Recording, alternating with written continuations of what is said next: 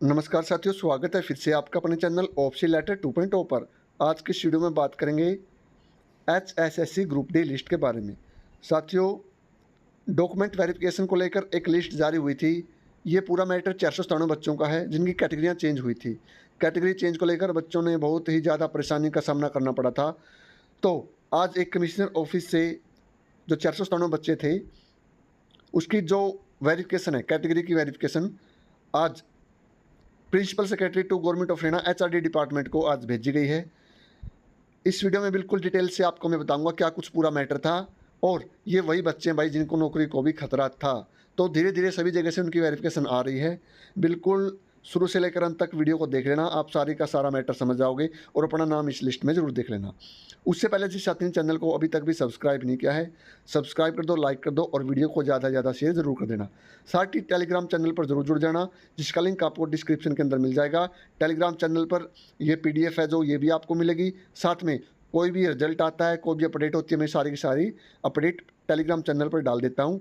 Official letter 2.0 के नाम से ही हमारा टेलीग्राम चैनल है, जिसका लिंक आपको नीचे डिस्क्रिप्शन के अंदर भी मिल जाएगा। तो साथ यहाँ पर आप देख सकते हो, ईमेल के माध्यम से ये रिपोर्ट भेजी गई verification to the principal secretary to government Haryana HRD department. 1/10/2024 का ये लेटर है, यानी 4-5 दिन पहले का ये लेटर है। किसके रिगार्डिंग है? Regarding verification the genuineness of various category सब कैटेगरी डॉक्यूमेंट 497 कैंडिडेट। जो 497 बच्चे थे भाई, उनकी कैटेगरी की वेरिफिकेशन के लिए जो लिस्ट भेजी थी एचएसएससी ने, उस लिस्ट को लेकर अभी रिप्लाई किया गया भाई।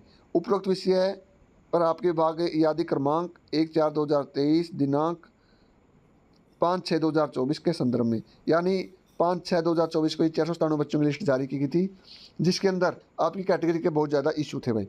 तो इसको सॉर्ट आउट करते हुए सभी की कैटेगरी की वेरिफिकेशन हो चुकी है। यहाँ पर आपको मैं समझाता हूँ भाई। देखो, यहाँ पर 1 नंबर जैसे कैंडिडेट का नाम है सुनीता, उसका एड्रेस लिख रखा है, बीसीबी कैटेगरी है उसकी, ठीक है भाई। बीसीबी कैटेगरी थी, कैटेगरी उसको लौट क्या की गई थी, एचएसएससी ने उसको बीसीबी एक्स सर्विसमैन में काउंट कर लिया। और इन्हीं की वजह से जो ईएसएम की कट ऑफ लिस्ट है वो हाई गई थी भाई, ठीक है। तो अब उसके बाद आपका रोल नंबर है, उसके बाद आपका कॉन्टैक्ट नंबर है, उसके बाद वेरिफिकेशन, यानी यस आपकी वेरिफिकेशन हो चुकी है। अब वेरीफाइड कैटेगरी, यानी आपकी ओरिजिनल कैटेगरी क्या है। आपकी जो ओरिजिनल कैटेगरी पाई गई है भाई आफ्टर वेरिफिकेशन, वो पाई गई है आप बीसीबी एएसपी से संबंध रखते हो भाई। लेकिन यहाँ पर कैटेगरी आपकी बीसीबी थी और ईएसपी थी, लेकिन अलॉट आपको हो गया बीसीबी एक्स सर्विसमैन, ठीक है भाई। जिसकी वजह से दिक्कत क्या हुई, एक्स सर्विसमैन की जो कट ऑफ लिस्ट है भाई, ठीक है, वो स्पोर्ट्स वालों से ज़्यादा थी, कुछ कैटेगरी के में, ठीक है। तो इसको लेकर कट ऑफ लिस्ट के भी ऊपर प्रभाव पड़ा है। ईएसपी और ईएसएम की कट ऑफ लिस्ट भी ऊपर नीचे जाएगी भाई इससे, क्योंकि ईएसपी वाले बच्चे ईएसएम में जाएंगे, जो अपनी ओरिजिनल कैटेगरी है उसमें जाएगा बच्चा वो, ठीक है। अगर आपके उस कैटेगरी में नंबर पूरे हैं, जिस कैटेगरी से आप ओरिजिनल हो, तो आपको कोई खतरा नहीं है, ठीक है। अगर आप उस जिस कैटेगरी से मेन कैटेगरी आपकी ओरिजिनल कैटेगरी क्या थी, गलती से आपको दूसरी कैटेगरी अलॉट हो गई थी, अगर आपकी मेन कैटेगरी में आपका नंबर कम है तो आपको बाहर भी होना पड़ सकता है। अब जैसे यहाँ पर आप देख पाओगे बहुत सारे मैटर, जैसे बीसीबी का कैंडिडेट था, उसको एक्स सर्विसमैन अलॉट की गई थी, लेकिन था वो बीसीबी ईएसपी। अब यहाँ पर देखो भाई, बीसीबी कैटेगरी ईएसएम और अलॉट उसको बीसीबी ईएसएम हुआ था भाई, ठीक है। उसके बाद कुछ कैटेगरी कुछ बच्चों के ऊपर डाउट था, जैसे यहाँ पर देखो भाई, एससी कैटेगरी थी, अलॉट उसको कौन सी हो गई, एससी एक्स सर्विसमैन, लेकिन था वो एससी कैटेगरी का, उसको अलॉट कौन सी हो गई भाई, एससी एक्स सर्विसमैन। अब यहाँ पर आप इस एग्जांपल से मैं आपको समझाता हूँ। जैसे एससी कैटेगरी का बच्चा था, ठीक है भाई, एससी की आपकी जो लिस्ट है वो 70 नंबर पर लगी थी, लेकिन एससी एक्स सर्विसमैन की लिस्ट तो आपकी बहुत ज़्यादा कम लगी थी, यानी इस बच्चे का सिलेक्शन हो गया भाई। कम नंबर होते हुए इसका सिलेक्शन क्यों गया, क्योंकि एक्स सर्विसमैन में इसको काउंट कर लिया गया। अब ये बच्चा एससी, जब आपकी ओरिजिनल कैटेगरी एससी में जाएगा, अगर इसके नंबर एससी कैटेगरी से कम है तो भाई इसको बाहर होना पड़ेगा। वो एसएससी की गलती से ये कैटेगरी इसको लॉट हुई थी, ठीक है। तो ये पूरा मैटर था। अब यहाँ पर टोटल बच्चे कितने हैं भाई, ये सारे के सारे बच्चे हैं टोटल आपके महेंद्रगढ़ के और आपके रेवाड़ी के। जैसे 14 बच्चे आपके महेंद्रगढ़ के हैं, उसके बाद 13 बच्चे आपके रेवाड़ी के हैं, 27 और 23, ठीक है भाई, यानी कि 50 बच्चों की लिस्ट है, ठीक है, ये बच्चे आपके गुरुग्राम के हैं। टोटल 50 बच्चों की वेरिफिकेशन ये करके इन्होंने भेज दी है। जो लिस्ट आई थी भाई 497 में से 50 बच्चे आपके गुरुग्राम कमिश्नर ऑफिस की है भाई, ये लिस्ट है। यहाँ पर आप देख सकते हो, कृत्य उपायुक्त आयुक्त गुरुग्राम मंडल गुरुग्राम, ठीक है भाई। तो गुरुग्राम की ये लिस्ट है 50 बच्चों की, जिसके अंदर महेंद्रगढ़, रेवाड़ी और गुरुग्राम 3 आपकी डिस्ट्रिक्ट आती हैं भाई, ठीक है। तो इन तीनों डिस्ट्रिक्ट की आज वेरिफिकेशन हो चुकी है। सभी बच्चे अपना अपना नाम देख लें भाई, किनकी कौन सी कैटेगरी थी और कौन सी कैटेगरी अलॉट हुई है। यहाँ पर आप देख सकते हो भाई, यह कर्मचारी एक्स सर्विसमैन कैटेगरी में नहीं है, एकदम ESP कैटेगरी में आता है, ठीक है भाई।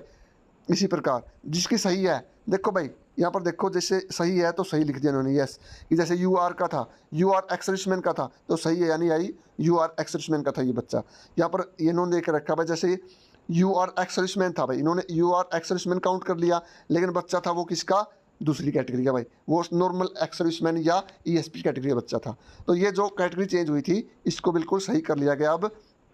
अब दोबारा से आपको ये लिस्ट देखने को मिलेगी, और इनमें से कुछ ऐसे बच्चे भी हैं भाई, इनमें से कुछ ऐसे बच्चे भी आपको मिलेंगे जो दोबारा रिवाइज रिजल्ट की जो लिस्ट आई थी ना 3774 बच्चे की, उनमें भी उनका नाम आया था।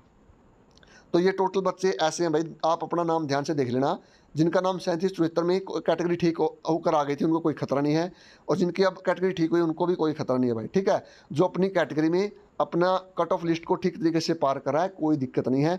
बाकी जिसकी गलत कैटेगरी की वजह से सिलेक्शन हो गया था भाई, नंबर उसके आपके कम थे, लेकिन कैटेगरी की वजह से उसका रिजर्व कैटेगरी में सिलेक्शन हो गया, जैसे कोई जनरल का था और उसका जो सिलेक्शन हो गया वो ex serviceman, general ex serviceman में, यानी रिजर्व कैटेगरी में उसका सिलेक्शन हो गया, तो उसके कम नंबर होते भी उसका सिलेक्शन हो गया, लेकिन वास्तव में उसके नंबर कम थे जनरल कैटेगरी से।